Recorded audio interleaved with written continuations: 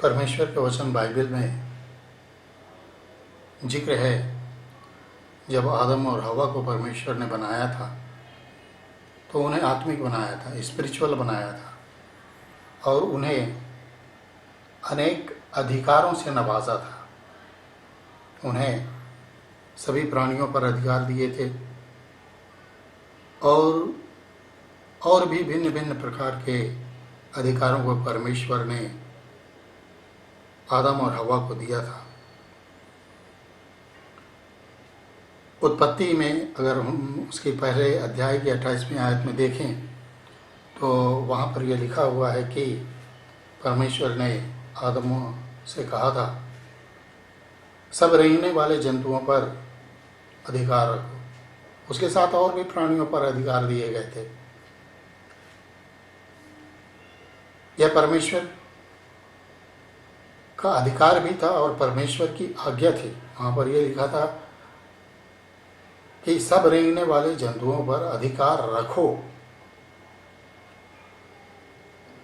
जब सर्प हवा को बहकाने आया तो उसने न तो परमेश्वर की आज्ञा को माना और न ही अपने अधिकारों का प्रयोग किया, और बस यहीं से शैतान को अवसर मिल गया और इस अदन की बारी से ही शैतान के राज्य की नींव पड़ी। कालांतर में शैतान ने अपने झूठ और फरेब से इस पूरे जगत को अपने अधिकार में ले लिया।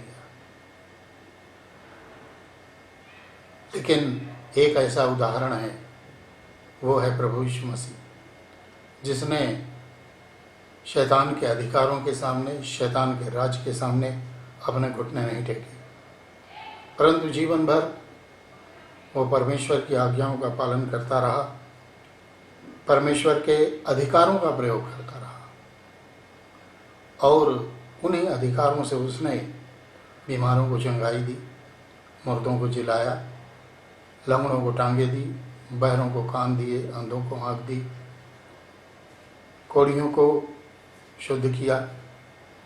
और इस प्रकार से उसने परमेश्वर के पूरे अधिकारों का प्रयोग किया। ये अधिकार हमें आज भी प्राप्त हो सकते हैं जब हम परमेश्वर की आज्ञाओं का पालन करते हैं, उसके नियमों विधियों पर चलते हैं। तब पवित्र आत्मा ये अधिकार हमारे विश्वास और योग्यता के परिमाण पर हमें देता है। शैतान हमारे मन में हमेशा नकारात्मक विचारों को डालता है और हमारे अधिकारों की सामर्थ्य को क्षीण करता रहता है। जब हम विशेषकर प्रार्थना करते हैं तो वो हमारे मन में संदेहों को उभारता है और चाहता है कि हमारी प्रार्थनाएं निष्फल हो जाएं। प्रार्थना हमारा एक ऐसा हथियार है जिससे हमारे परमेश्वर द्वारा दिए गए अधिकारों में बल आता है। प्रभु यीशु मसीह के जीवनचर्या को अगर देखा जाए तो हम पाते हैं कि वो रात रात भर एकांत में पहाड़ों पर प्रार्थना किया करता था। अकेले में वो प्रार्थना किया करता था और हमेशा परमेश्वर की संगति में बना रहता था, जिससे उसने पवित्र आत्मा की सामर्थ्य को पाया था।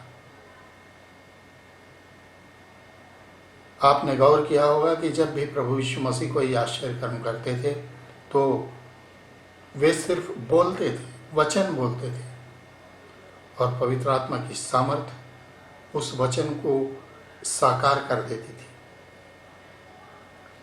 हम अगर प्रभु के लोग हैं तो हमारे मुंह के वचन मात्र से बहुत बड़े बड़े आश्चर्य कर्म आज भी हो सकते हैं,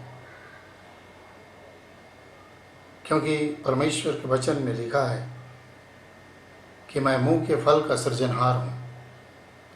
आज भी वही परमेश्वर है, सिर्फ हमें अपने मुंह के वचनों का सही सही इस्तेमाल करने का अंदाज आना चाहिए।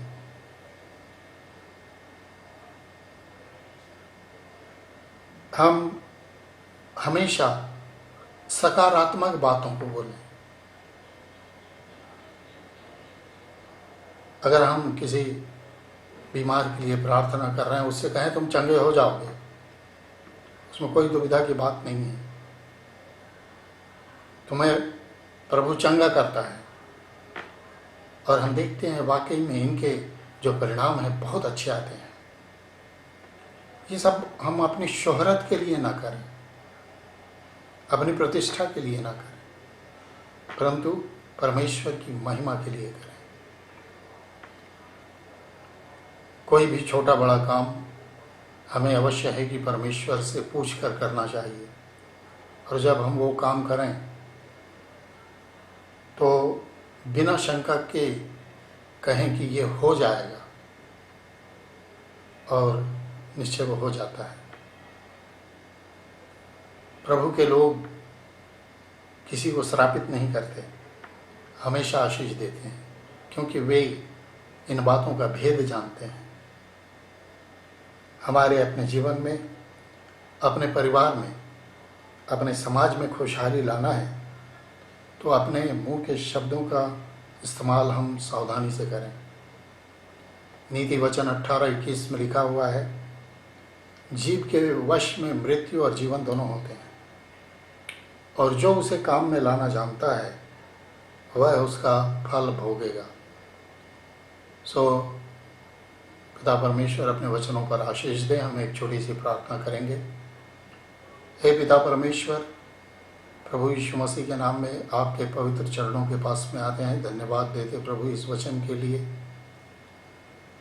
प्रभु, शैतान ने, दुष्ट की शक्तियों ने आज तक हमारे और हमारे प्रियों के जीवन से जो भी आशीषों को चुरा लिया है और जो भी अभी तक हानियां की हैं उनकी, प्रभु आप ऐसी दया करें कि वे रेस्टोर हो जाएं और वो हानियां आशीष में बदल जाएं, और हम आगे कुछ सावधान रहें कि हमारे